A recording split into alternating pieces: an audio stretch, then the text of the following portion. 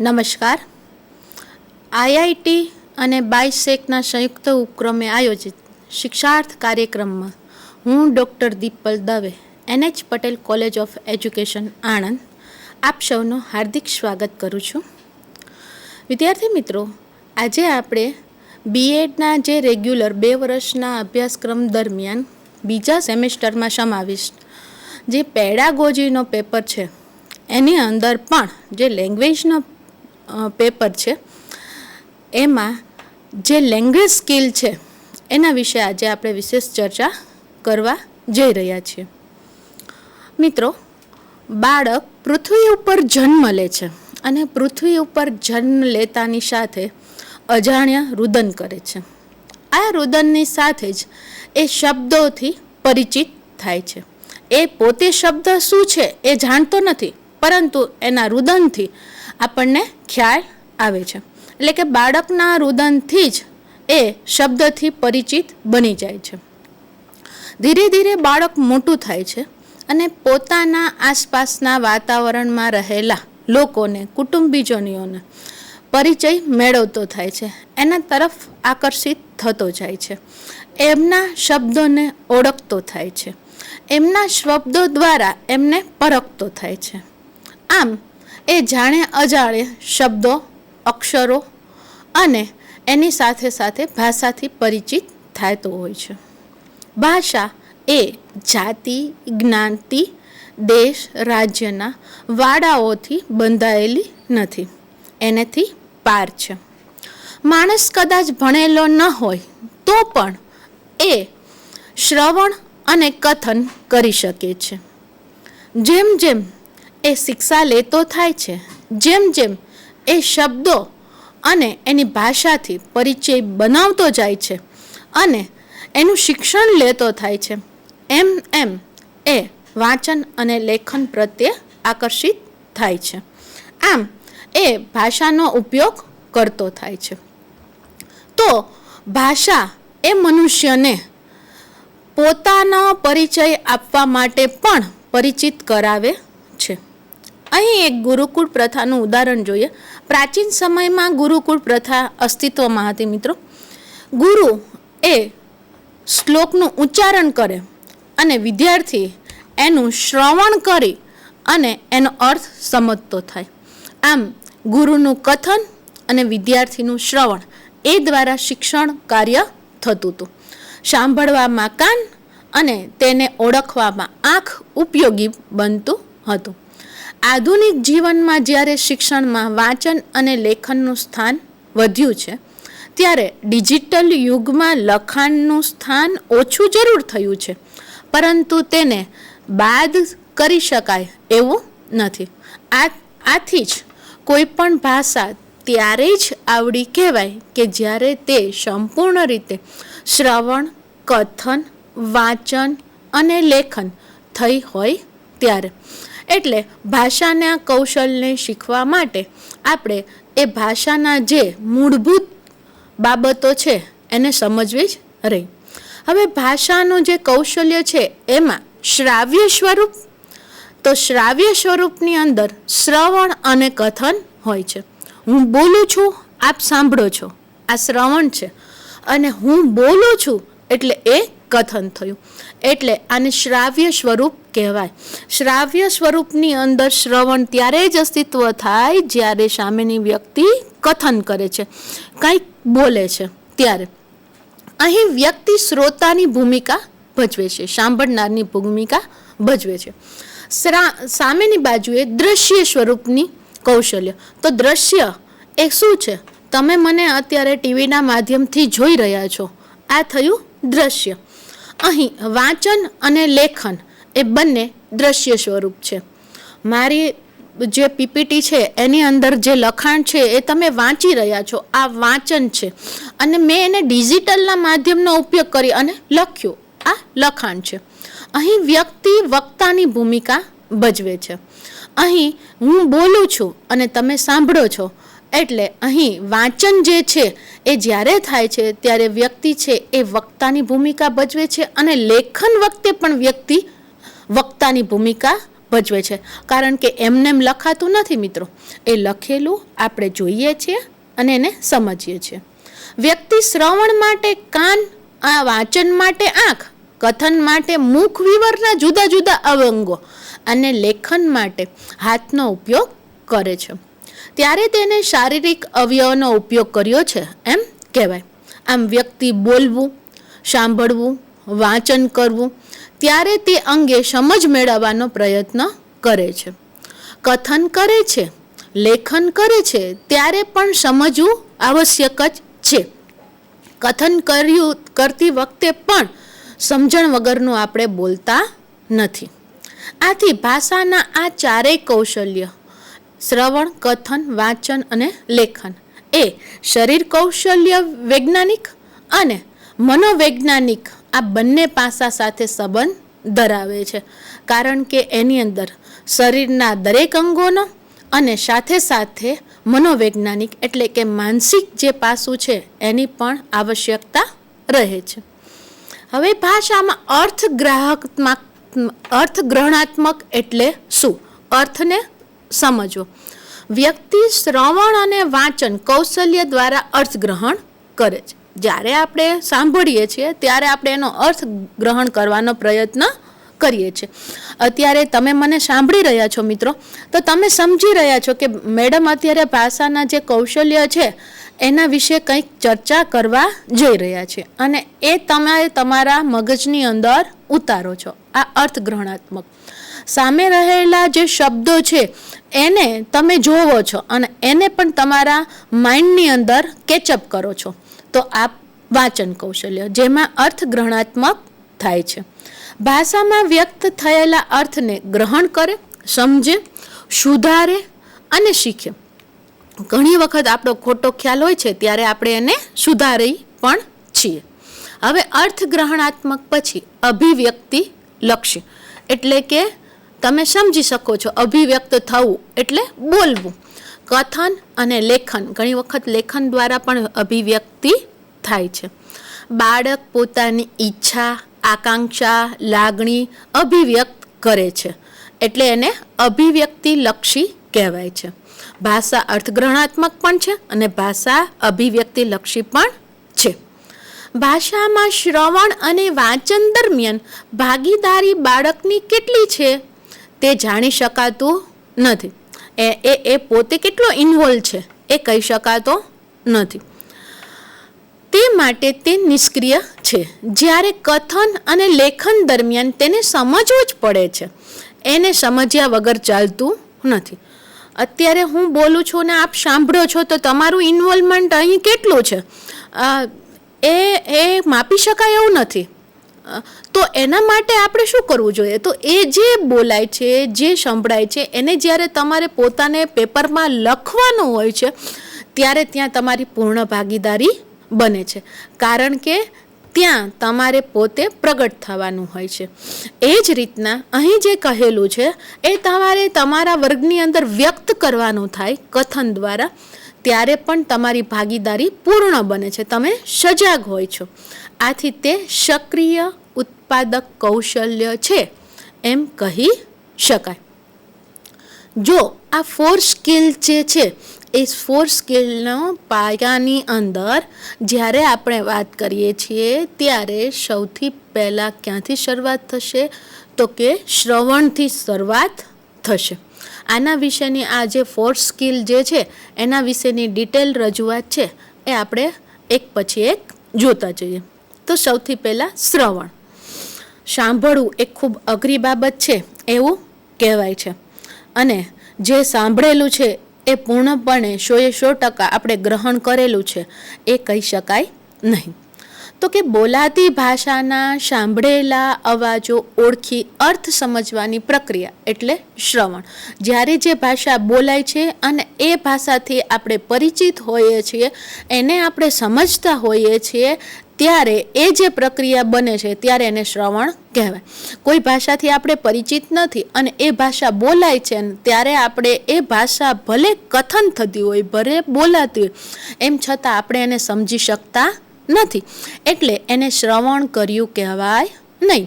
ઉદાહરણમાં ગુજરાતી જે વાસી છે એ જ્યારે અન્ય રાજ્યમાં જાય છે, તમિલનાડુમાં જાય છે અને એ તામિલ ભાષા જે છે એ સાંભળે છે, પણ એ સાંભળેલું એણે શ્રવણ કર્યું છે એવું કહેવાય નહીં.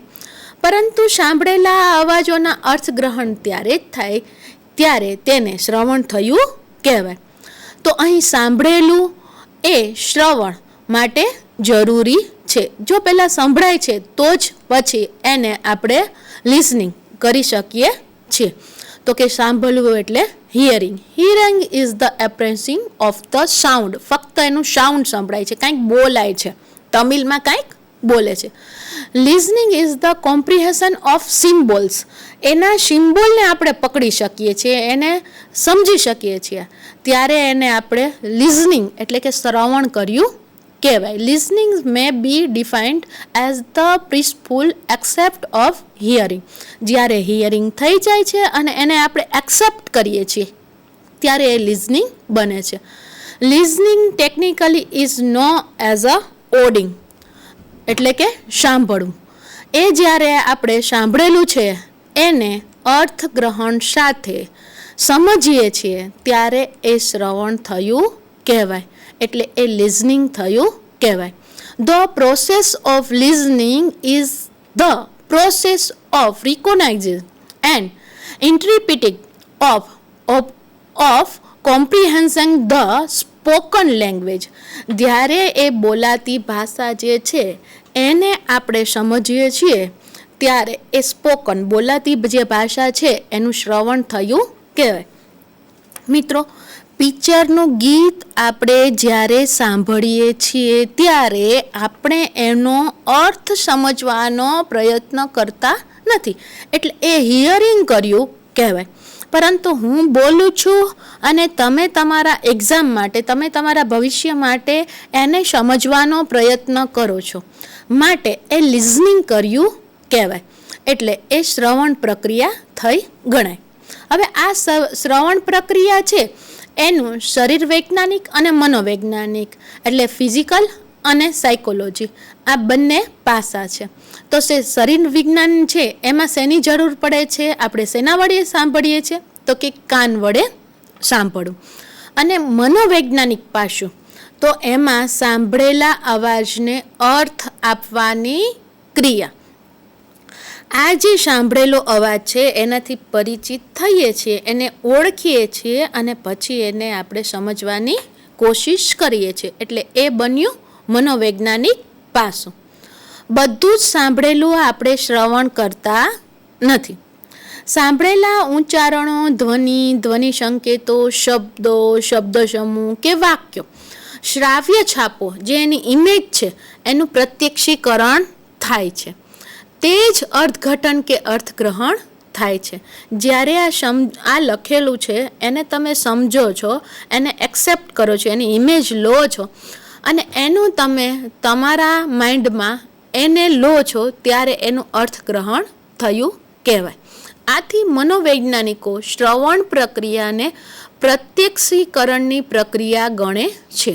શ્રવણ એ એક સંકુલ પ્રક્રિયા છે. જો આ મનોવૈજ્ઞાનિકો પ્રત્યક્ષીકરણ પ્રક્રિયા એટલા માટે કહે છે મિત્રો કે જો ઘણી વખત આપણે એ ભાષાથી પરિચિત હોય, હું બોલું છું, તમે સાંભળો છો, તમને ગુજરાતી ભાષા આવડે છે, તમે એનાથી પરિચિત છો, આમ છતાં તમારે એના તરફ ધ્યાન અપાયેલું નથી તો તમે એને સમજી શકતા નથી. એટલે એને મનોવૈજ્ઞાનિક પાસું તો કહે છે, સાથે સાથે પ્રત્યક્ષીકરણ એટલે ધ્યાનની પ્રક્રિયા પણ કહે છે. હવે શ્રવણના ઘટકો છે. શ્રવણની અંદર શું શું હોય, તો સૌથી પહેલાં કે વક્તા હોય. વક્તાના સંકેતોના ધ્વનિ શ્રેણીનું રૂપાંતર કરવાની પ્રક્રિયા જેને કોડિંગ કહે, કોડિંગ તરીકે એ ઓળખાય છે. હવે આ જે પ્રક્રિયા છે એમાં વક્તા છે એ સૌથી પહેલાં શબ્દોને બોલે છે, ધ્વનિઓનું ઉચ્ચારણ કરે છે. શ્રોતા વક્તા દ્વારા જે રજૂ થયું છે એના વિચારો, સંદેશોના શ્રવણ કરે છે, એને શ્રવણ કરે છે, લિસનિંગ કરે છે, ધ્યાનથી સાંભળે છે. સંદેશાનું અર્થગ્રહણ કરવાની પ્રક્રિયાને વીકોડિંગની પ્રક્રિયા કહે છે. એટલે એને જ્યારે આપણે સાંભળીએ છીએ ત્યારે એનું વીકોડિંગ થયું કહેવાય. હવે આ સંદેશો જે શ્રોતા બોલે છે અને વક્તા છે વક્તા બોલે છે અને શ્રોતા એને સાંભળે છે, એના વચ્ચેની જે પ્રોસેસ થાય છે એ આ સંદેશો મેસેજ વ્યક્ત થતું વિષય વસ્તુ, વિધાન કે ઈચ્છા કે અપેક્ષાઓનો બોધ મળે છે કે મારું કહેવાનું શું છે, હું શું કહી રહ્યો છું, અથવા આપણે શું સાંભળી રહ્યા છીએ. મેસેજ વચ્ચે જે મેસેજ છે એ સંદર્ભ. અહીં શેની જરૂર પડે છે તો કે જે તે પરિસ્થિતિ, ઘટના, અનુભવ, વ્યક્તિ વગેરે વિષય વસ્તુનો સંદર્ભ ધરાવે છે. કઈ ઘટના કારણભૂત છે, કઈ પરિસ્થિતિમાં તમે સાંભળો છો એ પણ અહીં કારણભૂત છે. કેમ કે ઘણી વખત મિત્રો આપણે ગુજરાતી ભાષામાં એવું કહીએ છીએ કે કાચા કાનનો માણસ છે. આ કાચા કાનનો એટલે શું? પૂર્ણ રીતના ન સમજી લીધું અથવા તો અધૂરું સાંભળેલું એ જે છે એ અહીં છે. હવે એનો કોડ, સંદેશા માટે વપરાયેલી ભાષા, સંકેતો કે પ્રતીકો અથવા વક્તાની ભાષા એ જ સંદેશાનો કોડ છે. સંદેશાનો કોડ એટલે વક્તાએ જે ભાષા ઉચ્ચારેલી છે એ. સારણી, ચેનલ, કયા ચેનલથી તમે ચાલો છો, કઈ ચેનલથી તમે એને જોવો છો એ. વક્તા અને શ્રોતા વચ્ચે ભૌતિક અને માનસિક સંબંધ સ્થાપવાનું માધ્યમ તે સારણી. આ જે બંને વચ્ચે સંબંધ સ્થાપિત થાય એ ભૌતિક અને માનસિક બંને રીતે હોય છે. એટલે એને શું કહે છે તો કે એને સારણી કહેવાય છે. હવે આ શ્રાવ્ય કૌશલ્યનું મહત્વ કેટલું છે તો આપણે જેટલું સાંભળીએ તેટલું. તો સૌથી પહેલાં આપણે જોઈએ કે શ્રવણ કૌશલ્યનું મહત્વ શું છે તો કે જ્ઞાન પ્રાપ્ત કરવામાં 25% સંકલ્પનાનું શ્રવણ થાય છે. એટલે માણસ 25% છે એ સાંભળેલું છે એ જ્ઞાનમાં રૂપાંતરિત કરે છે. જેટલું સાંભળીએ છીએ એટલું બધું જ આપણે મેળવી લેતા નથી. વાંચન કરતાં 3 ગણો સમય થાય છે. એટલે એનું મહત્વ કેમ છે? કારણ કે એ આપણને સાંભળવાથી તરત જ વધારે એનો રિપ્લાય મળે છે આપણા મગજને. એટલે એનો સમય વધારે હોવા છતાં પણ એની ઇફેક્ટ પડે છે. ભાષાના વિકાસ માટે શ્રવણ આવશ્યક છે. જ્યારે આપણે સાંભળીએ છીએ ત્યારે જ એનું ઉચ્ચારણ કઈ રીતના થાય, અળનો નર ન થઈ જાય, નળનો નર ન થઈ જાય, એ આપણે જ્યારે સાંભળીએ છીએ ત્યારે ખબર પડે છે કે અળ કેવી રીતના ઉચ્ચારણ થાય, પનો ય ન થઈ જાય. રોજિંદા જીવન વ્યવહારને ગતિશીલ બનાવે છે. કેમ કે બધું જ આપણે વાંચી અને યાદ રાખી શકતા નથી. મોટા ભાગે આપણે શ્રવણ કરી અને લઈ લઈએ છીએ. નવા વિચારોનો આવિષ્કાર પણ શ્રવણથી મળે છે. હવે શિક્ષણના જે ઘટકો જે છે એમાં શું છે તો શિક્ષણના ઘટકોની અંદર શ્રવણીય જે કૌશલ્ય છે એ વિકસાવવા માટે સૌથી પહેલાં ધ્યાન હોવું જોઈએ. ત્યારબાદ જો જેનું ધ્યાન છે તો એની સ્મૃતિ, મેમરી એ હોવી જોઈએ, એ આવશ્યક છે. ભેદ પરખ, એના વચ્ચે શું ડિફરન્ટ છે, શું સરખું છે અને શું જુદું છે. પ અને યમાં શું જુદું છે એ ખબર હોવી જોઈએ. ટ અને ડનો તફાવત ખ્યાલ હોવો જોઈએ. બુદ્ધિ, ઇન્ટેલિજન્ટ, આ બંને વચ્ચે પરખ સમજાઈ ગયો, પણ તો કોને પ કહેવાય ને કોને ય કહેવાય એ ખ્યાલ હોવો જોઈએ. અને સૌથી વધારે અને સૌથી મહત્વ રુચિ, ઇન્ટરેસ્ટ હોવો જોઈએ. રસ હોય તો જ થાય એવું કહેવાય છે ને. રસ વગરનો માણસ છે એ જ્ઞાન મેળવી શકતો નથી. સાંભળવાની શક્તિ, હિયરિંગ એબિલિટી, કેટલું સાંભળી શકે એ પણ અહીં ખૂબ મહત્ત્વની બાબત છે. શ્રવણ કરેલી જે બાબતો છે આપણને ત્યારે જ યાદ રહી શકે છે કે જ્યારે આપણે એના પ્રત્યે ખૂબ જાગૃત હોઈએ. હવે આ આપણે જુદી જુદી રમતો કે જેથી વિદ્યાર્થીઓમાં શ્રવણ કૌશલ્યનો વિકાસ થાય. શ્રવણ અર્થગ્રહણ રમત. તો અહીં વિદ્યાર્થીઓને સૌથી પહેલાં શબ્દો આપી દેવામાં આવે છે, શબ્દના જે ભાષા જે છે એને આપી દેવામાં આવે છે, એને કહી દેવામાં આવે છે, અને પછી એણે કેટલું યાદ રાખ્યું એ પૂછવામાં આવે છે. શ્રવણ એકાગ્રતા અંગે રમત, અહીં એની કેટલી એકાગ્રતા જળવાય એ જોવામાં આવે છે. શ્રવણ અને પુનઃસ્મરણ રમત, સાંભળી લીધા પછી પાછું યાદ રાખવું, પુનઃસ્મરણ રમત એટલે જે સાંભળેલું છે એ ફરી વખત પ્રગટ કરવું. અવાજ ભેદ પરક પ્રત્યક્ષીકરણ, બંને વચ્ચે શું તફાવત છે એ અવાજથી ઓળખવું. કઈ રીતના આ કયો અવાજ છે એ જે છે એનાથી પ્રત્યક્ષીકરણ, એનાથી ધ્યાન આકર્ષિત બનવું. શ્રાવ્ય સ્મૃતિ ફલક વિસ્તાર અંગેની રમત, જેના દ્વારા ખ્યાલ આવે કે એની શ્રાવ્યની જે સ્મૃતિ છે એ કેટલી પ્રસરાયેલી છે. હવે આ શ્રાવ્ય કૌશલ્ય વિકાસ માટેની વિવિધ પ્રવૃત્તિઓ, તો એની અંદર જેણે બોલેલું છે એ કઈ રીતનું એ યાદ રાખી શકે એના માટે એ શ્રવણ કેટલું થયું એના આધારિત જુદી જુદી પ્રવૃત્તિઓ કરાવવામાં આવે છે. શિક્ષક બોલે છે, વિદ્યાર્થીઓ કેટલું સાંભળ્યું એને પૂછવામાં આવે છે. વિદ્યાર્થીઓએ જે શ્રવણ કરેલું છે એના આધારે એનું પ્રગટ કરવાનું કહેવામાં આવે છે. આ શ્રવણ કૌશલ્ય વિકસાવવા માટે પ્રાર્થના દરમિયાન જે કાર્યક્રમ હોય છે સવારનો પ્રેયરનો, તો એમાં પ્રેયર ટોકને એ જે છે એમાં જે બોલાયેલું છે એ અમુક સમય પછી એને પૂછવામાં આવે છે. શિક્ષક શું બોલ્યા એના વિશેની જે પ્રવૃત્તિ છે એ એણે પોતે ઘરે શું સાંભળેલું છે, ટીવીમાં શું ન્યૂઝ આવેલા છે, એના માટેની વિવિધ પ્રવૃત્તિઓનું આયોજન કરવામાં આવે છે.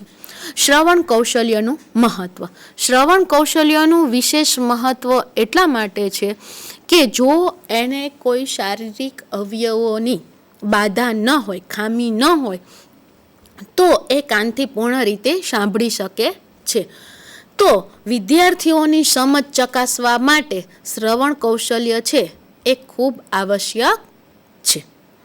હવે શ્રવણ કૌશલ્ય પછી બીજું કથન કૌશલ્ય શિક્ષણ, બોલવું. શબ્દ એ બ્રહ્મ છે.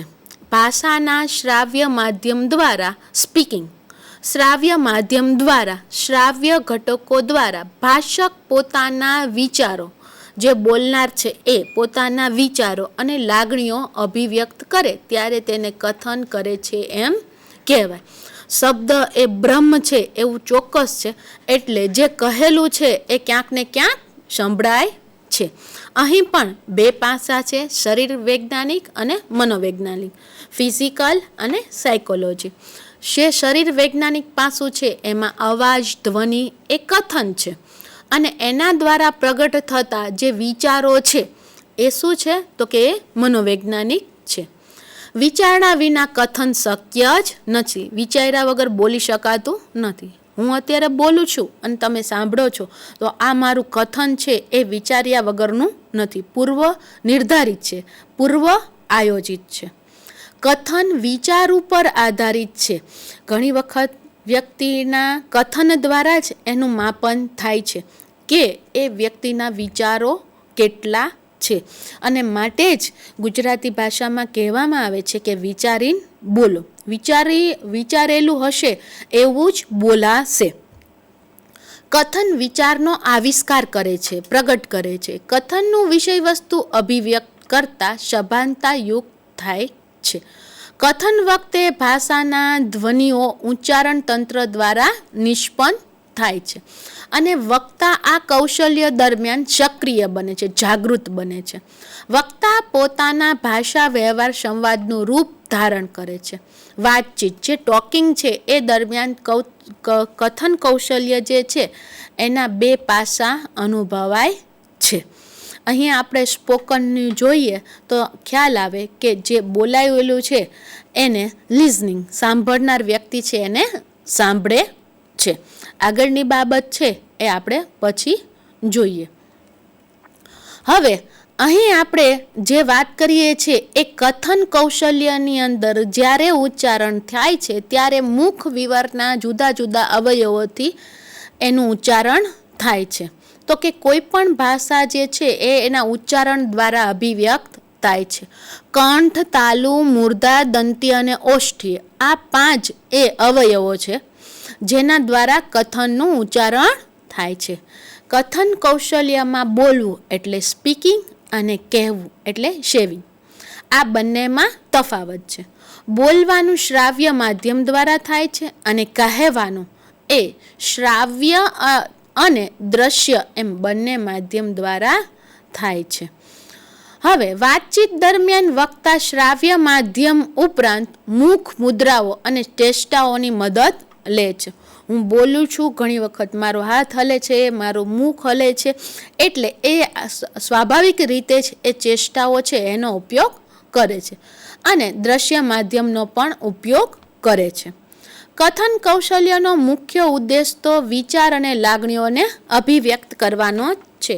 આ મારા વિચારો છે એટલે હું તમારી સામે અભિવ્યક્ત કરું છું. સંપ્રેક્ષણ ભાષા વ્યવસ્થા પ્રક્રિયાના ઘટકો એટલે એકબીજા સાથે જે વાતચીત છે એ કેના દ્વારા વ્યક્ત બને છે? તો સૌથી પહેલાં વક્તા સંવેદન બને છે, એ સંવેદનાની સંરચના કરે છે અને પછી એને અભિવ્યક્ત કરે છે. એટલે પહેલામાં એના માટે સંવેદના જાગૃત થાય છે કે મારે આ કરવું છે. એ જાગૃતિ પાછી એની સંરચના, એનું આયોજન કરે છે અને પછી એની અભિવ્યક્તિ કરે છે. ત્યાર પછી શ્રોતા, સાંભળનાર જે છે એ સંદેશાનું સંદર્ભ જે છે એને ગ્રહણ કરે છે. જેમ અત્યારે તમે ગ્રહણ કરી રહ્યા છો એ રીતના એને ધ્વનિ ઘટકોમાં રૂપાંતરિત કરે છે. આ શેના વિશેની વાત છે, ક્યાં લઈ લેવાનું, ક્યાં મૂકવાનું એ, અને વક્તાના સંવેદનને સમજે છે. અને પછી એ જે વક્તાએ ઉચ્ચારેલા શબ્દો છે, વક્તાએ કહેલું જે છે એ પોતે અર્થગ્રહણમાં લે છે. આ કથન કૌશલ્ય છે એનું મહત્વ શું છે? તો કે પોતાની અભિવ્યક્તિ કરવા માટે કથન કૌશલ્ય ખાસ આવશ્યક છે. જે અંતર્મુખી વ્યક્તિત્વ ધરાવનાર વ્યક્તિ છે એ બધું જ અભિવ્યક્ત કરતા નથી. હા, પરંતુ જે બહિર્મુખી વ્યક્તિ છે એ કથન કૌશલ્ય દ્વારા પોતાની અભિવ્યક્તિ કરે છે. આમ છતાં પણ અંતર્મુખી વ્યક્તિત્વ ધરાવનાર વ્યક્તિને પણ પોતાની અભિવ્યક્તિ કરવા માટે કાં તો લખાણ અને કાં તો કથન બોલવાની જરૂર પડે છે. કથન સૌથી વધુ ભાષાત્મક કૌશલ્ય છે. કથન દ્વારા એની કઈ ભાષા છે એ પૂર્ણ રીતના સમજી શકાય છે. રોજબરોજના જીવનમાં કથન કૌશલ્ય આવશ્યક છે. ભણેલું જ વ્યક્તિ કથન કરી શકે એવું નથી. અન્ય સાથેના આપણા અનુકૂલનનો આધાર છે. બીજા સાથે વાતચીત કેમ કરવી એ કથન દ્વારા શક્ય બને છે. મનુષ્યના વ્યક્તિત્વનું મૂલ્ય તેના કથન કૌશલ્ય દ્વારા થાય છે. આ વ્યક્તિ કેવી છે એનું મૂલ્ય, એ વ્યક્તિની આકારણી, એનું વેલ્યુ એ કથન કૌશલ્ય દ્વારા સમજાય છે. માણસની કુલહીનતા અને કુલીનતાનું માપ પણ કથનના સંસ્કારનું પ્રમાણપત્ર જ છે. કથનના કારણે જ મિત્રો રામાયણ છે એની આખી રચના થઈ. જો એના આ શબ્દ ન હોત અને કૈકેયીએ આ શબ્દનું ઉચ્ચારણ ન કર્યું હોત તો કદાચ રામાયણની રચના ન થઈ હોત. એ જ રીતના દ્રૌપદીના જે આંધળાના પુત્રો આંધળા એ કથન દ્વારા જ મહાભારતની રચના થઈ છે એવું કહેવાય છે. એટલે જ કહેવામાં આવે છે કે કથન કરો ત્યારે માપીને બોલો. કથન કે વાણીરૂપી અલંકારોને અક્ષય અલંકાર કેટલાક વ્યવસાયોમાં કથન સફળતાની ચાવી છે. એટલે વકીલ જે છે, શિક્ષક છે, આ જે બધા વ્યવસાયો છે મિત્રો, એમાં કથન કૌશલ્ય એ ચાવીરૂપ ભૂમિકા ભજવે છે. હવે આ કથન કૌશલ્ય જે છે એ વિકસાવવા માટેની સહઅભ્યાસિક પ્રવૃત્તિઓ તો વિદ્યાર્થીઓને વાર્તા કથન કહેવામાં આવે, કહેવા માટે કહેવાનું આવે. નાટક ભજવવા વખતે પણ બોલવાનું આવે. ચર્ચા પરિસંવાદમાં ભાગીદારી કરવામાં કહેવામાં આવે. પ્રાર્થના પ્રવૃત્તિમાં એને બોલવામાં આવે. વક્તૃત્વ સ્પર્ધામાં એ ભાગીદારી નોંધાવે અને એ દ્વારા એ કથન કરે. ઇતર વાચન તાસમાં મુક્ત ચર્ચા કારણ કે ઘણી વખતે શિક્ષક સામે નથી બોલી શકતો. તો જ્યારે એને જે મુક્ત ચર્ચા કરવી હોય છે ત્યારે એના પાસે એનું ઇતર વાંચન હોય અને શિક્ષક હાજર ન હોય એ સમયે પણ એને બોલવામાં આવે તો એ પોતાના વિચારો પ્રગટ કરે છે. લેખન કાર્ય પહેલાં ચર્ચા. લેખન કરો એ પહેલાં પણ જ્યારે બોલવાનું કહેવામાં આવે ત્યારે શબ્દ રમતો, અંતાક્ષરી સ્પર્ધા એ દ્વારા પણ કથનનું ઉચ્ચારણ થાય છે. કવિ સંમેલનો અને મુશાયરોનું આયોજન કરવામાં આવે છે. એમાં પણ કવિ સંમેલનની અંદર પોતાની કવિતા પ્રગટ કરવા માટે કવિતા જે છે એ કથનથી થાય છે. ઉચ્ચારણ શુદ્ધિ કેટલી આવશ્યક છે? તો કે છે મૂર્ખ અપી શોભતે તાવત સભાયા વસ્ત્રાન યદા યદા મુચ્યંતે વાક્યવાણમ તદા તદા ગતિકુલમ પ્રમાણમ. જે જેનું ઉચ્ચારણ જે રીતનું હોય છે એ જ રીતના એની માપણી થાય છે, એ જ રીતના એની અભિવ્યક્તિ કેવી છે એ અંકાય છે. અશુદ્ધ ઉચ્ચારણના કારણો. અશુદ્ધ ઉચ્ચારણ શા માટે થાય છે?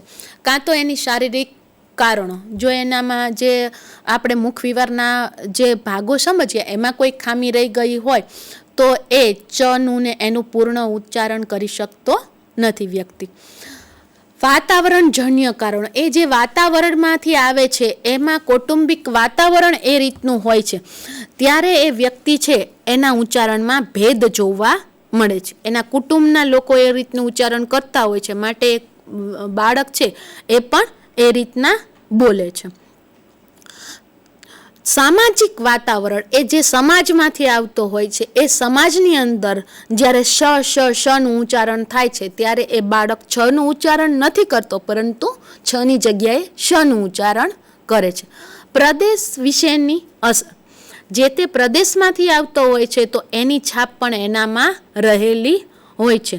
સૌરાષ્ટ્રની અલગ બોલી હોય છે, ઉત્તર ગુજરાતમાં અલગ બોલી હોય છે, અહીં આપણે દક્ષિણ ગુજરાતમાં જઈએ તો અહીંયા પણ અલગ બોલી હોય છે. વિભાષીઓની અસર. બીજી જે ભાષાઓની છે એટલી બધી આપણા ઉપર અસર થઈ જાય છે કે આપણે અન્ય ભાષાઓ છે એ ભાષાઓના શબ્દ છે એનો આપણે જાણે અજાણે ઉપયોગ કરી લઈએ છીએ. મનોવૈજ્ઞાનિક કારણો. પોતે કદાચ બીજા કરતાં તુચ્છ છે એવું પોતાને અનુભવ થાય. ઘણા લોકોને એવા કહેવાથી એનામાં પોતાનામાં પરિવર્તન કરવાનું થાય એટલે એ અશુદ્ધ ઉચ્ચારણ કરતો થઈ જાય છે. અનુકરણીય જન્ય કારણો. કોઈ આવું બોલે છે તો હું એના જેવું બોલું એ કરવામાં એ અશુદ્ધ ઉચ્ચારણ કરે છે. એટલે અનુકરણ કરવાથી કોઈ પણ વ્યક્તિ છે એ યોગ્ય કથન કરી શકતો નથી. કોઈ એક વ્યક્તિ જેવી બીજી વ્યક્તિ ક્યારેય હોતી નથી. અહીં આપણે આ ચાર્ટની અંદર જોયું એ રીતના લિસનિંગ, સ્પીકિંગ આ જે છે એ બે આપણે કૌશલ્યોની માહિતી મેળવી. હવે આપણે ત્રીજા અને ખૂબ મહત્વ અને શિક્ષાની અંદર ઉપયોગી, શિક્ષણ માટે ઉપયોગી એવું ત્રીજું ઘટક વાંચન કૌશલ્યની ચર્ચા કરવા જઈ રહ્યા છીએ. વાંચ્યા વગર ચાલે નહીં. એક્ઝામ આવે અને આપણને તરત વાંચવાનું યાદ આવે છે. વાંચન એટલે લખાયેલી કે મુદ્રિત, કાં તમારું લખાયેલું હશે પુસ્તક એની અંદર, કાં મુદ્રિત જે અત્યારે તમે તમારા ટીવીની અંદર જોઈ રહેલો છો એ મુદ્રિત થયેલી ભાષાને અર્થપૂર્વક સમજવાની પ્રક્રિયા, એને અર્થ જે છે એ તારવવાની પ્રક્રિયા. આદર્શ વાંચન એ જીવન ઘડતરની પ્રેરણાના સ્ત્રોત છે. તમે કેવું વાંચો છો એના આધારે તમારું જીવનનું ઘડતર થાય છે. સ્વામી વિવેકાનંદના પુસ્તકો જ્યારે આપણે વાંચીએ છીએ ત્યારે જાણે અજાણે આપણા વિચારોમાં એ જેમ એમનું વાંચન છે એ પ્રગટ થાય છે. વાંચન એ એક કળા છે. બાળક પોતાના પ્રયત્નોથી તેમાં નિપુણ બને છે. એમાં કોઈ બીજાની મદદ લેવામાં આવતી નથી. શિક્ષક શિક્ષણમાં પ્રેરણા આપીને બાળકને વાંચનમાં રસ જાગૃત કરી શકે છે.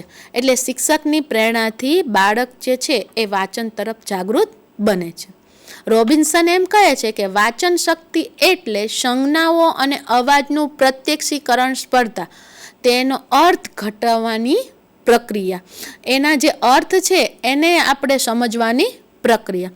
તો થોર્નડાઇક વાંચન એ તર્કની પ્રક્રિયા છે એવું કહે છે. તો બોટ્સ એ કહે છે કે વાંચન એ ચિંતનશીલ વિચારશીલ પ્રક્રિયા છે. એમાં ચિંતનની જરૂર પડે, એમાં વિચારની જરૂર પડે. તો ગુડમેન કહે છે કે વાંચન એ અર્થ મેળવવાની પ્રક્રિયા છે. હા, સમજીએ છીએ પણ આપણે એનો અર્થ પણ તારવવાની કોશિશ કરીએ છીએ. તો ડેબ્રો કહે છે કે વાંચન એ અર્થ સંશોધવાની અને પ્રાપ્ત કરવાની પ્રક્રિયા છે. એટલે પહેલાં આપણે એનું સંશોધન કરીએ છીએ અને પછી આપણે એને તારવીએ છીએ. હવે સંકલ્પનાઓનું નિર્માણ. પર્યાવરણમાંથી પ્રાપ્ત અનુભવોમાંથી આપણે એની સંકલ્પના મેળવીએ છીએ. એટલે આ વાંચન કૌશલ્યના શું થયા મિત્રો? ઘટકો થયા. પછી શેમાંથી પાછું આપણે વાંચન કરીએ છીએ? તો કે દ્રશ્ય ભેદ પારખ. આ જે છે એ જુદું છે અને આ જુદું છે. દ્રશ્ય ભેદ દ્વારા વસ્તુઓમાં સમાનતા અને અસમાનતા જે છે એ બાળક કરતો થાય છે. પછી શ્રાવ્ય ભેદ પરખ. જ્યારે વાંચે છે ત્યારે પાછું એ શ્રાવ્ય પણ કરે છે. જુદા અવાજો પારખી સરખા ઉચ્ચારણવાળા શબ્દો જે છે એને ઓળખતો થાય છે. મૂળાક્ષરોનું જ્ઞાન. જે શબ્દો માટે મૂળાક્ષરો છે એ પણ વાંચન પ્રારંભ માટે આવશ્યક છે. જો એને મૂળાક્ષરો જ ખબર ન હોય તો એ વાંચન છે એનું અર્થગ્રહણ કરી શકતો નથી. હવે આ જે વાંચન કૌશલ્યના ઘટકો છે એની અંદર જ્યારે કૌશલ્યના ઘટકોની માહિતી મેળવે છે ત્યારે જાણે અજાણે એ ડાબાથી જમણી બાજુ વાંચન કાર્ય કરે છે અને પુસ્તકો યોગ્ય રીતે પકડવું એ પણ સમજે છે. જો એનું પુસ્તક યોગ્ય રીતના ન પકડાયેલું હોય તો એ સમજી શકતો નથી. શબ્દ ભંડોળ.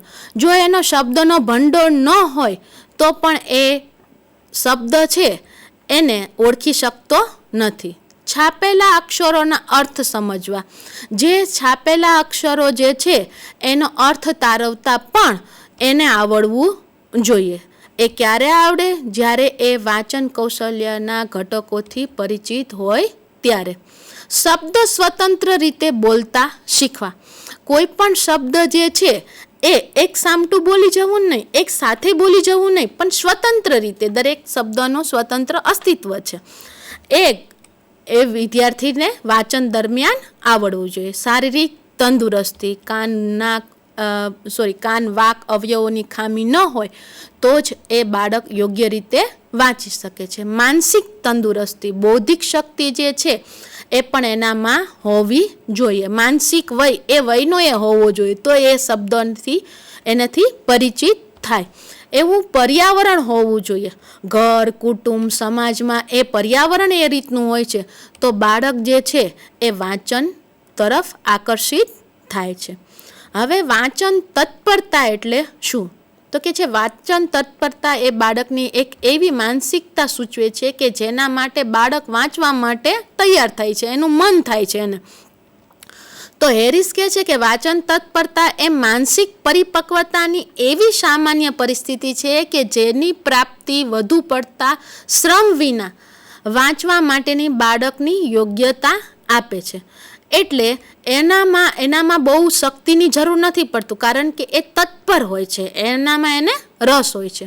રોબિન્સન કહે છે કે વાંચન તત્પરતા એ આનુવંશિક અને વાતાવરણજન્ય પરિબળોના પરિણામે વિદ્યાર્થીઓમાં આપેલી જુદી જુદી શક્તિઓનો સાર છે. નાને બાર્નિક કહે છે કે વાંચન તત્પરતા એક એવો સમય છે, એવો ગાળો છે કે જ્યારે બાળક વધુ પડતા શ્રમ વિના વાંચન શીખવા માટે તૈયાર થાય છે. એમાં બાળકની પોતાની તત્પરતા હોય છે. જોઈન ડાઉન અને ડીવી થકેરી એ વાંચન તત્પરતા એ પરિપક્વતાના કારણે અથવા પૂર્વ જ્ઞાનને કારણે અથવા બંનેને કારણે, પરિપક્વતાને કારણે અને પૂર્વ જ્ઞાનને કારણે વિકાસની કક્ષા છે. તો ડૉક્ટર ભાઈલાલ પટેલ કહે છે કે વાંચન તત્પરતા એટલે યોગ્ય માનસિક વિકાસ પ્રાપ્ત વ્યક્તિ દ્વારા વિચારોના અક્ષર અને પ્રતીકોની સમજીને પોતાની જિજ્ઞાસા સંતોષવાની પ્રક્રિયા. હવે આ વાંચન તત્પરતા જે છે એના દ્વારા જ વાંચન અર્થગ્રહણ થાય છે. વાચક શબ્દોના અને શબ્દ સમૂહને કે ફકરાને સમજી અને તેનું અર્થગ્રહણ કરતો થાય છે. એટલે અર્થગ્રહણ કરવા માટે એનાથી પરિચિત થવો જોઈએ. વાચન શિક્ષણની પદ્ધતિઓ તો તે ધ્વનિ સામ્ય પદ્ધતિ ફોનેટિક્સ. આ જે છે એ ધ્વનિઓ જે છે એની અંદર સામ્ય અને ભેદ પારખવાની એક પદ્ધતિ. એ રીતના વાંચન કૌશલ્ય વિકાસી શકાય છે. ત્યારબાદ જુઓ અને કહો. તમે જોવો છો અને એના વિશે કહો. આવી રમત દ્વારા, આવી પદ્ધતિ દ્વારા પણ વિદ્યાર્થીઓનું વાંચન કૌશલ્ય વિકસાવી શકાય છે. અક્ષરબોધ પદ્ધતિ, મૂળાક્ષરોની જે પદ્ધતિ છે આલ્ફાબેટિક, આમાં ને આમાં શું તફાવત છે એ વિદ્યાર્થીઓને આવડવું જોઈએ અને એ પદ્ધતિ દ્વારા વિદ્યાર્થીઓને ભેદ પારખતા શીખડાવવાનું. અનુકરણ પદ્ધતિ, જે કહેવામાં આવે છે એ જ રીતના બોલવું. ભાષા શિક્ષણ યંત્ર પદ્ધતિ, જે ભાષા શિક્ષણનું યંત્ર છે, જે મુખ વિવરના યંત્રો છે, એના દ્વારા વિદ્યાર્થીઓને વાંચન કરતા શીખવું. સમૂહ પાઠ પદ્ધતિ, એકસાથે બોલાવવાનું, શ્લોકોનું જેનું ગાન કરાવવામાં આવે છે એ રીતના. સાહચર્ય પદ્ધતિ, સાથે બેસી અને બોલવાનું કહેવામાં આવે. વાક્ય શિક્ષણ પદ્ધતિ, સેન્ટેન્સ મેથડ, એટલે વિદ્યાર્થીઓને એક પછી એક સેન્ટેન્સ આપવામાં આવે અને વિદ્યાર્થી એ સેન્ટેન્સ બોલે. વાર્તા પદ્ધતિ, સ્ટોરી ટેલિંગ, વિદ્યાર્થીઓ સ્ટોરી કહેતા કહેતા પોતાનું કથન જે છે એના દ્વારા એ વ્યક્ત કરે છે. પરંતુ એ સ્ટોરી ટેલિંગ ક્યારે કરે છે? જ્યારે એને વાંચવાનું કહેવામાં આવે છે. એ સ્ટોરી પહેલાં વાંચવાની આવે છે, પછી એ સ્ટોરીને વિશે કહેવાનું આવે છે. વાંચનના પ્રકારો. રીડિંગ હંમેશા બે પ્રકારનું હોય છે, oral reading and silent reading. મુખ વાંચન અને મૂક વાંચન. અત્યારે બોલાય છે અને વંચાય છે તો એ ઓરલ થયું. હવે મુખ વાંચન હોય તો એ સાયલેન્ટ હોય છે, પણ જો મુખ વાંચન હોય, ઓરલ રીડિંગ હોય તો એ વ્યક્તિગત હોય છે અથવા તો સામૂહિક હોય છે. એટલે મુખ વાંચન કાં કોઈ એક વ્યક્તિ કરતી હોય છે અથવા તો ઘણા બધા વ્યક્તિ એકસાથે પ્રગટ કરતા હોય છે. ચૂંટણીના માહોલમાં જ્યારે નેતા બોલે છે ત્યારે એ મુખ વાંચન કરે છે. બાળક જ્યારે લિખિત કે મુદ્રિત લિપિબદ્ધ સંકેતોને ઉકેલતા શીખે છે ત્યારથી તે મુખ વાંચન શીખવાનું શરૂ કરે છે.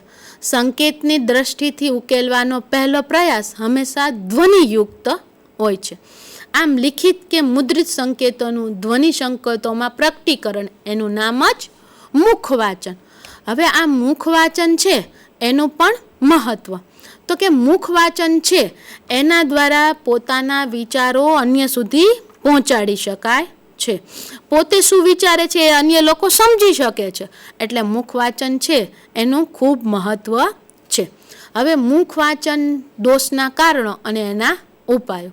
તો કે જો શારીરિક કારણ હોય, સૌથી પહેલાં કોઈ ખામી હોય શરીરની, તો મુખ વાંચન થઈ શકતું નથી.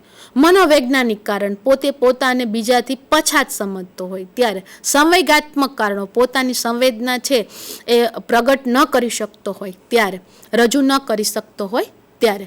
પરિસ્થિતિજન્ય કારણ, અમુક પરિસ્થિતિમાં હું બોલીશ એવું એ ન સમજતો હોય, હું નહીં જ બોલી શકું એવા એ ખોટા ખ્યાલોથી ગભરાતો હોય, માટે એ મુખ વાંચન કરતો નથી. મુખ વાંચનને શાંત વાંચન પણ કહેવામાં આવે છે. તેનો સામાન્ય અર્થ એવો છે કે મુદ્રિત કે લિખિત શબ્દોને ધ્વનિયુક્ત ઉચ્ચાર સિવાય, ધ્વનિ ઉચ્ચારનો આમાં ઉપયોગ કરવાનો નથી, પરંતુ મનમાં વાંચવું એટલે મુખ વાંચન. પરંતુ તેનાથી તેની પૂર્ણતા સમજાતી નથી કે એ કેટલું વાંચી ગયો. મુખ વાંચન એટલે મનમાં વાંચવું એટલું જ નહીં, પણ શબ્દોના અર્થને મનમાં ઉકેલવાના, લેખકના વિચારોને મનમાં ચકાસવાના, એના લખેલા જે લખાણો છે એને મનમાં વાંચવા. મુખ વાંચનમાં જોવા મળતી ખામી, આંગળી કે પેન્સિલ વડે શબ્દ તરફ લક્ષ્ય કેળવીને વાંચવું. આંગળી મૂકીને કે પેન્સિલ મૂકીને મનમાં વાંચવું, એના લીધે ખામી સર્જાય છે. માથું હલાવીને વાંચવું, વાંચતી વખતે માથું હલાવીને વંચાતું હોય છે એટલે એમાં ભૂલ થવાની શક્યતા છે. અવાજ સાથે વાંચન કે હોઠ ફફડાવીનું વાંચન કરે છે. એટલે એ જે છે એ મનમાં તો બોલે છે પરંતુ હોઠ એના ફફડે છે. અલંકારિક ગણગણાટ સાથે વાંચન, એવું ઘણી વખત આપણને અવાજ સંભળાય છે. વાંચન કરતાં પુનઃદ્રષ્ટિ કરે, પાછું પોતે વાંચેલું છે એને ફરી વખત એને કરવું પડે છે, રિફર જોવું પડે છે.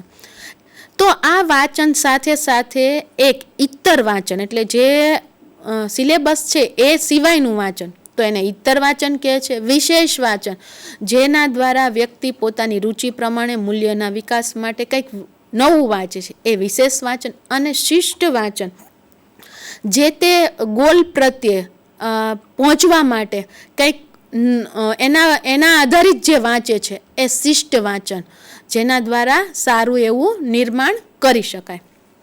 ત્યાર પછી લેખન કૌશલ્ય, લેખનની સંકલ્પના.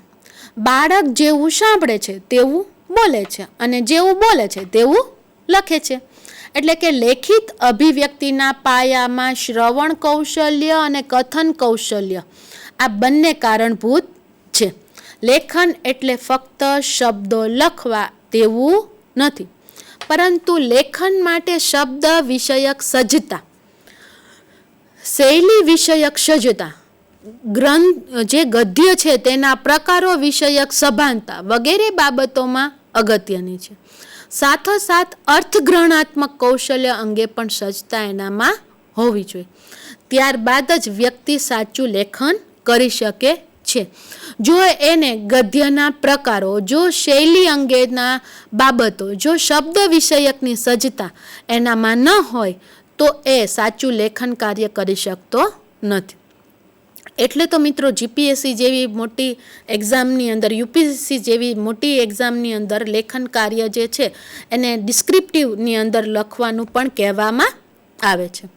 લેખન માટે ધ્યાનમાં રાખવાની બાબતો તો કે છે લિપિના સામાન્ય રૂપનો જ ઉપયોગ. એટલે જે લિપિ છે એની સામાન્ય જે બાબતો છે એનાથી એ પરિચિત હોવો જોઈએ.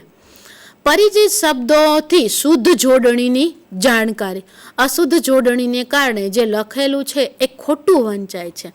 એટલે શુદ્ધ જોડણીની જાણકારી. શુદ્ધ જોડણી જાણવા માટે શબ્દકોશ જોવાની ક્ષમતા. મારા ટીચરે કીધું એટલે ચોક્કસ હોય જ સાચું, પણ ઘણી વખત કોઈ આપણા શ્રવણમાં પણ ભૂલ હોય, એટલે એને શેની જરૂર પડે? જોડણી કોષ છે એમાં જોવું જોઈએ. વિરામ ચિહ્નોનો યોગ્ય ઉપયોગ. અલ્પ વિરામ, પૂર્ણ વિરામ, આશ્ચર્ય ચિહ્ન, પ્રશ્નાર્થ ચિહ્ન, આવા વિરામ ચિહ્નોનો જ્યારે ઉપયોગ થયો નથી હોતો ત્યારે પણ અર્થનો અનર્થ થઈ જાય છે. લેખન માટે શબ્દ ભંડોળની વૃદ્ધિ અને પ્રસંગ અનુકૂળ ઉપયોગ. એટલે લેખન માટે જે શબ્દ ભંડોળ છે એની વૃદ્ધિ હોવી જોઈએ. અને એ જે છે એને ક્યારે આવશે? જ્યારે એને વાંચન કૌશલ્ય વિકસાવ્યો છે ત્યારે. શબ્દો, રૂઢિપ્રયોગો અને પદ વિન્યાસોની અસરકારકતા, સમાનાર્થી શબ્દોના પ્રયોગની સાવધાન, આ જે છે એ લેખન કૌશલ્યના વિકાસ દ્વારા આવી શકે. જ્યારે કોઈ નિબંધ લખવામાં આવે છે ત્યારે એકને એક શબ્દ લખવાની બદલે ઘણી વખત એના સમાનાર્થી શબ્દોનો પણ ઉપયોગ કરવાથી એનું ભાષા કૌશલ્યનો વિકાસ થાય છે.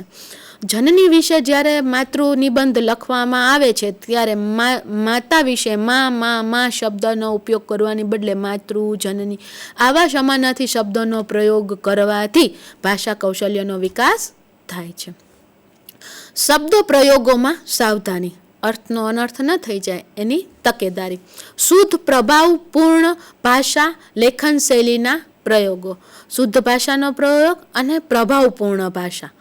યોગ્ય પરિચ્છેદોમાં વહેંચણીને લખવું. એટલે જે પેરેગ્રાફ છે એ રીતના લખાણ હોવું જોઈએ. જો એ પેરેગ્રાફની રીતના લખાયેલું ન હોય તો એ યોગ્ય અર્થ તારવી શકતું નથી. આ લેખિત અભિવ્યક્તિની જે સંકલ્પના છે એ કઈ રીતના બને છે? તો એની અંદર ઔપચારિક, યાંત્રિક બાબતો, અક્ષરો, જોડણી, વિરામચિહ્નો એ લખાણનું સ્વરૂપ હોય છે, એનું ફોર્મેટ હોય છે. પછી શુદ્ધ લેખનની વ્યાકરણ સાથે હોય છે. તો લેખન કરતી વખતે વ્યાકરણનું જ્ઞાન આવશ્યક છે. લેખનની વિવિધ રચનાઓના લેખનના સ્વરૂપો, એનું જે ફોર્મેટ હોય છે એનાથી એ પરિચિત હોવો જોઈએ. તો જ એને ખ્યાલ આવે કે નિબંધ કેમ લખાય, વાર્તા કેમ લખાય અને પરિચિત કેમ લખાય. લેખિત અભિવ્યક્તિની જ્યારે આપણે સંકલ્પના કરીએ છીએ ત્યારે એના લેખિત સ્વરૂપના શુદ્ધ ઉચ્ચારણો એ જે છે એ એના લખાણ દ્વારા પ્રગટ થાય છે. હવે આ લેખન કૌશલ્ય જે છે એની અંદર ડોક હેનિગિન અને વિલિયમ્સ ગ્રેએ લેખિત ભાષાકીય કુશળતા જે છે એનું પૃથ્થકરણ કર્યું છે. એને કઈ રીતના ઢાળી છે એ જોઈ લઈએ. તો લેખન કૌશલ્ય છે એ સુરેખ હસ્તાક્ષરો દ્વારા, સારા હસ્તાક્ષરો છે એના દ્વારા, શુદ્ધ જોડણીઓ દ્વારા, અર્થોચિત અને ભાવવાહી શબ્દોની વહેંચણી દ્વારા, વિરામ ચિહ્નોનો શબ્દ પ્રયોગ દ્વારા, ભાષામાં મૌલિકતા દ્વારા, અર્થોચિત અને ભાવવાહી શબ્દોની વહેંચણી દ્વારા, લખાણની વિશિષ્ટ શૈલી દ્વારા અને લખાણમાં વિચારની અભિવ્યક્તિ દ્વારા એ લેખન કૌશલ્યનો વિકાસ થાય છે. વિદ્યાર્થી પોતાના ભાવ, લાગણી, જરૂરિયાત, વિચારો, સ્પંદનો શુદ્ધ રીતે, સરળતાથી, સાર્થક રીતે લખીને રજૂ કરે છે અને તે લેખિત અભિવ્યક્તિ વાંચક વાંચતા લેખકના હૃદયમાં શું રહેલું છે, એના આવેગો, એના સંવેગો સાથે તાદાત્મ્ય સાધી તેવું જ લખાણ લેખિત અભિવ્યક્તિના સુંદર નમૂના રૂપે ગણી શકાય છે. એટલે જે લેખકે લખેલું છે એવું લખવાની કોશિશ એ કરે છે.